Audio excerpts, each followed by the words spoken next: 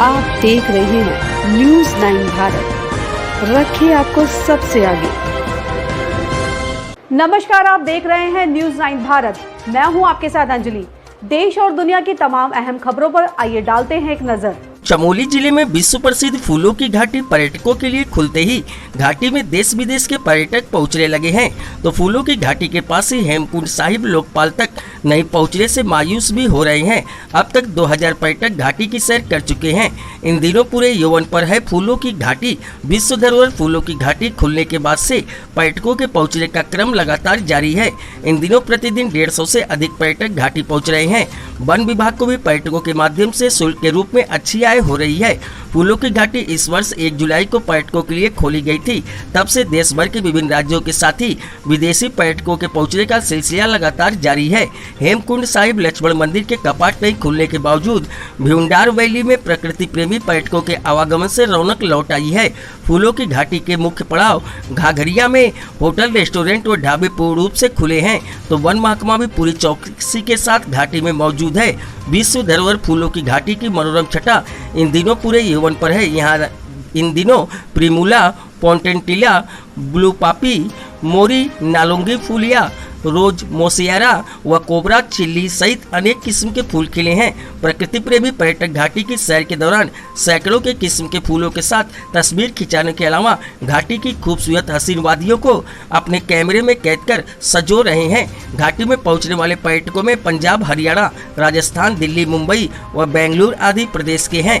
Nanda Devi national park के DFO के अनुसार 1 जुलाई को घाटी खुलने के बाद से अब तक 1560 पर्यटक घाटी की सैर कर चुके हैं, जिससे नंदा देवी नेशनल पार्क को 2.25 लाख का राजस्व प्राप्त हुआ है, जिनमें 2 अफगानिस्तान व 1 नेपाल का पर्यटक भी शामिल है।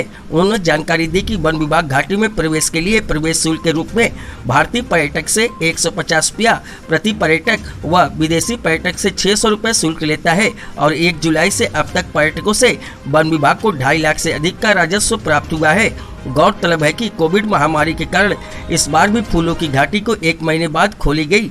घाटी प्रतिवर्ष 1 जून को खोल दी जाती रही, लेकिन 2 वर्षों से कोरोना महामारी के कारण घाटी को देर से खोला जा रहा है। गत वर्ष 15 अगस्त को घाटी पर्यटकों के लिए खोली गई थी और अक्टूबर महीने तक 945 पर्यटक ही घाटी पहुंच सके थे।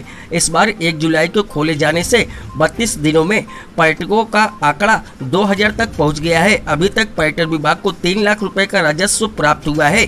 वीरेंद्र रावत के साथ सुरेंद्र धनेत्रा की रिपोर्ट।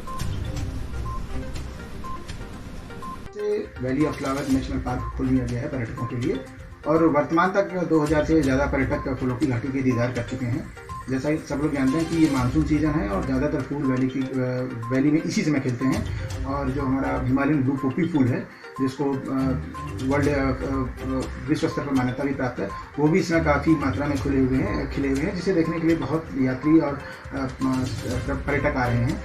ये पूरी यात्रा जो है वो कोरोना गाइडलाइंस के तहत ही संचालित की जा रही है और वर्तमान तिथि तक लगभग 3.5 लाख रुपए की आय, जैसा कि हमें बताया गया है, नंदा देवी राष्ट्रीय वन विभाग को हो चुकी है।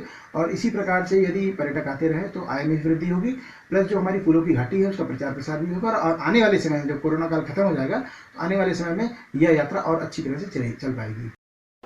ऐसे ही तमाम खबरों के लिए बने रहिए हमारे साथ न्यूज़ 9 भारत पर।